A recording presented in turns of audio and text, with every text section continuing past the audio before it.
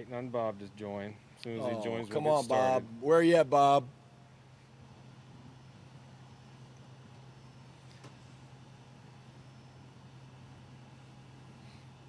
Where did Bob go? Bob go home? He's just, I don't know. He's at Dino's. We should go join him. Jackie, you want to lead us off with Coach Schotty? Sure, Shadi. I'll get my normal question about the opposing defense out of the way. Okay.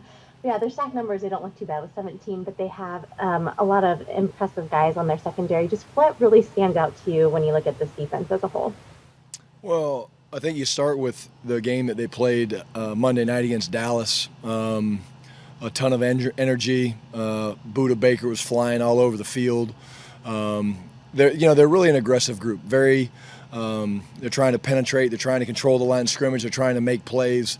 We learned last couple of years really playing against Buda. He's just a great player that's going to be involved in a lot of different facets of the game. Very good blitzer. We know that. Patrick Peterson still playing at an elite level. Have gone against him a number of times. He's terrific. And then I think the linebackers in the front seven is playing really well right now.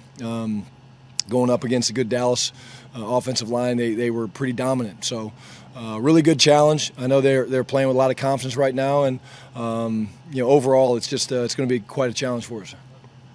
DK said earlier that last year Patrick Peterson pretty much took him out of the game. How better prepared do you think DK is this year to go in that matchup? Well, I think, I wouldn't say he took him out of the game last year. We didn't play very well in the second game against them last year. It wasn't all DK. It was kind of all of us. But DK's used to it now. He gets his type of attention. It doesn't matter whether it's Gilmore, Patrick, Jalen Ramsey here in a couple weeks. He's used to it, and he's going to be ready. But Patrick's a great player, great competitor, and it'll be a fun battle to watch. Thank you. All right, Bob, you're up. Welcome back, Bob. Yeah. Hey, Brian, how you doing? I'm doing good. To piggyback on the DK talk, but we were talking to him earlier, and he was talking about trying to be more of a leader this year and just kind of being a lot more outspoken and trying to hype guys up if he can and things like that. How have you seen him kind of emerge in that way this year? Well, Bob, it was really cool. He and I talked a little bit about that over the offseason, just in terms of his role as a leader. He's a guy that obviously was a tremendous player for us last year, really hit his stride late in the year. He's very well respected, not only because of the type of plays that he's able to make, but the way he works. The guy's one of the best workers we got. He's just a tireless worker. And so I told him as we spoke, I said, hey, look, you've earned the right to be outspoken. And this team needs that. This team, you've earned the right, but, we need that. And so he's accepted that role. But again, I think a lot of times that's just words, but when you go out there and you work the way that he works and you play the way that he plays, you're going to get guys to follow you. You're going to get guys like Russ and Dwayne and those guys that have played a lot of football to listen to him when he speaks. And so it's been very cool to see that development side of him. We all know he's a great player, but to see him mature in his ability to lead and speak up has been fun to watch. Tim? Hey, Brian, I know bye week is always self-scout time, but when it comes this early in the season, how in-depth do you go? And then what were maybe some of the things that sort of stood out as you look back at the first 5 games last week? Yeah, I would say, Tim, it was probably one of the easier ones to do just because of the limited number of snaps. We certainly saw things that we need to improve on. There's a bunch of different areas when you look at it just across the board. We really looked at every different area. We looked at first, second down. We looked at third downs, 2-minute, red zone. We tried to cover all the different scenarios. There's certainly things that we need to get better in. I'm not going to talk about the multiple areas that we want to get better in. But, again, we haven't played our best football. We know that. But, again, I think it was nice to get the guys a little bit of time off. It gave us time to look at ourselves. There's certainly things that we've had a plan for working through on Monday. We got some extra reps in Monday, which was cool to focus on some of those areas and then just really dive into the Arizona prep for. So different just because of the limited amount of information, but we certainly found some things that we want to get better at. Curtis?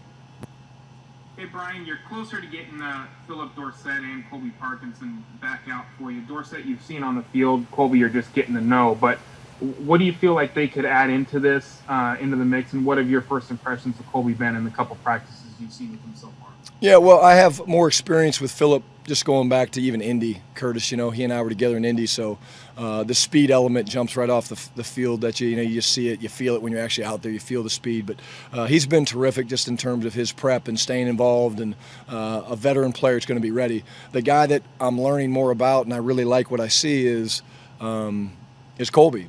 It's been good to just see him out there again. He's another guy that, he carries the script around the last couple, weeks. He's been carrying the script around, just kind of trying to learn and stay involved in the playbook. But now you see him out there doing some stuff. So very good route runner, unbelievable size for a tight end. Nice target for us and the QBs. And the football instincts and the football intelligence is top notch. So.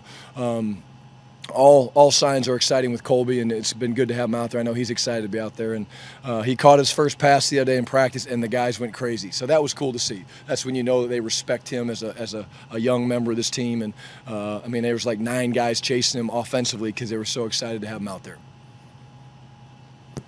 Ben? Nope, you muted, Ben. You muted yourself. Am I good now? Yep, I got you. Okay, cool. Jody, what have you seen out of Freddie Swain to start the season? I know if you look at his numbers, DK and Tyler and, just the passing numbers in general you guys are putting up, he, it maybe doesn't jump off the screen, but he has made, some big plays this season in a year where, rookies have a, pretty tough transition to the NFL. Just what have you kind of seen out of Freddie and his development to start his season? All very positive things. Freddie was a guy that we had some, a lot of good information on coming out of Florida. He's probably the second best player to ever wear number 16 at the University of Florida, followed by one Schotty, who wore it many years ago. But, he's just everything that they sold about him, his work ethic, his competitiveness, his effort that he plays with. It's what we saw from day one. Give me more. Hey, what if I can learn both spots? I'll do this, I'll do that. Like, whatever we ask is not enough for him. He wants more. And so I think he's shown that some of these guys you worry, is the stage going to be too big for him? It's not. He is a elite competitor. Doesn't matter whether it's a primetime game, catching a touchdown pass, or even some of the things that he does, Ben, in the running game are awesome. I can't remember the play. It's been a little while, but there was a play a couple games back where we were running the ball to the perimeter, and literally he took the defender and threw him out of bounds. It was really a violent, aggressive block. Good route runner. Very confident catcher. So I think he's going to be continue to build and get better. But we're thrilled to have him. Thank you. Jackie, you have another? Just a quick follow-up.